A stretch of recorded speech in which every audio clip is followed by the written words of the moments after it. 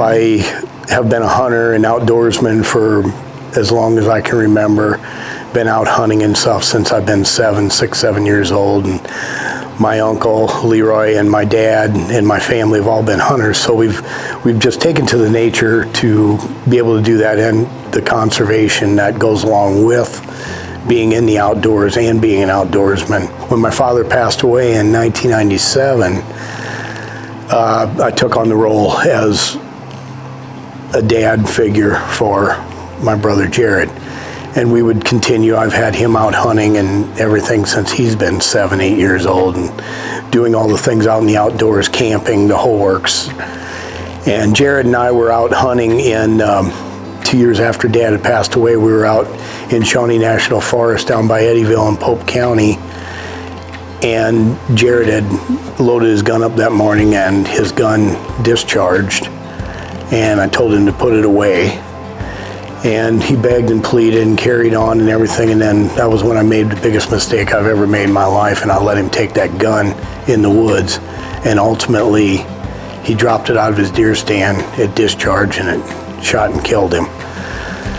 So ensued a 14-hour search for him, and the worst 2 days of my life, having to drive home then and tell my mom that my brother Jared was gone. And it took me a long time to be able to get over that. For one, it was a traumatic experience. Then as I was getting over it and coming into light and coming to grips with actually not blaming myself so much anymore, I started the Jared Burke Foundation. I was actually sitting in a hotel in Denver, Colorado, and I called my cousin Mark Crakey and said, "Hey, I think I'm going to start this, because we're doing a lot of stuff with different organizations, National Wild Turkey Federation. We're taking all these kids out and that." I go, "I want to start something where we can do hunter safety courses and also be able to take the disabled, disadvantaged, and folks that I've taken for granted that I've been able to do the things that I've been able to do, until I started taking some of these folks out that were just that can't do it. And once you take those people out that can't do it, it opens up a whole new door in your life, that you get to see these things and the smiles and that you create. It's just it's heartwarming, and I wanted to do that in my brother's name and create a legacy for him.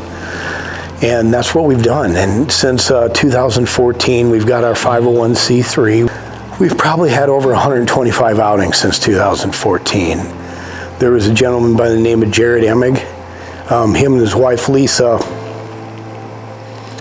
we got to take them out. Jared was fighting brain cancer for like 4 or 5 years, and it got to be where it was coming down, where a lot of the chemo wasn't working for him anymore. And this was in November, October, November.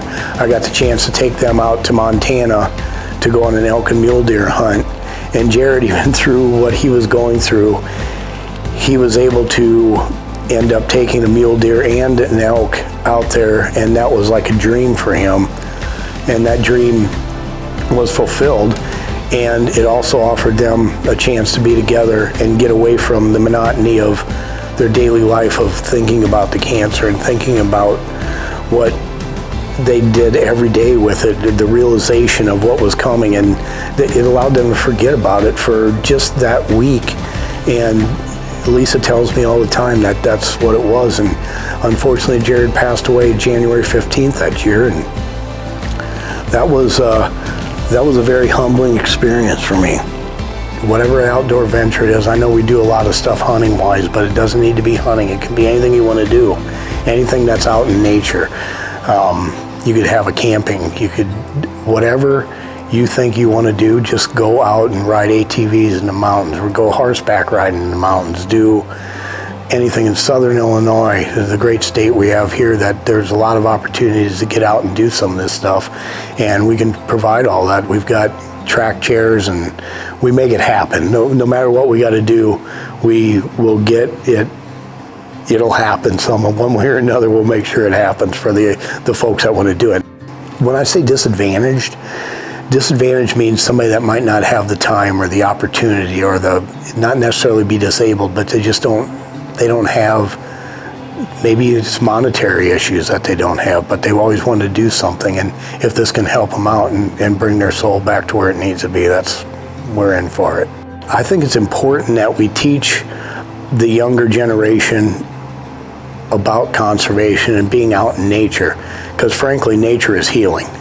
No matter what you do in nature, you could be hurting so bad, you get out in nature, and at least I feel that nature has healed me. I went out and sat in my deer stand 2 days after Jared had passed away, because that's where I get a lot of my thoughts collected, and you just see nature. You see it come to life in the morning. You watch it go to bed at night. You just get to see so many awesome things that you'd never see if you were sitting at home on your couch. My nomination is a reflection of the whole Jared Burke Foundation, the Burke family, and what we do, and all the volunteers and all the people that donate and volunteer to Jared Burke Foundation. It wasn't for them. I mean, like I said, my time gets kind of limited. People step up all the time and do what needs to be done to take care of it, and for that I'm very thankful. We'll be continuing on. It's just going to get bigger and better, and I'd love to be able to take as many folks out as I can to get them out on things that matter the most to them, to at least give them a break from the monotony of what they may be going through, just to be able to share that moment that they're happy.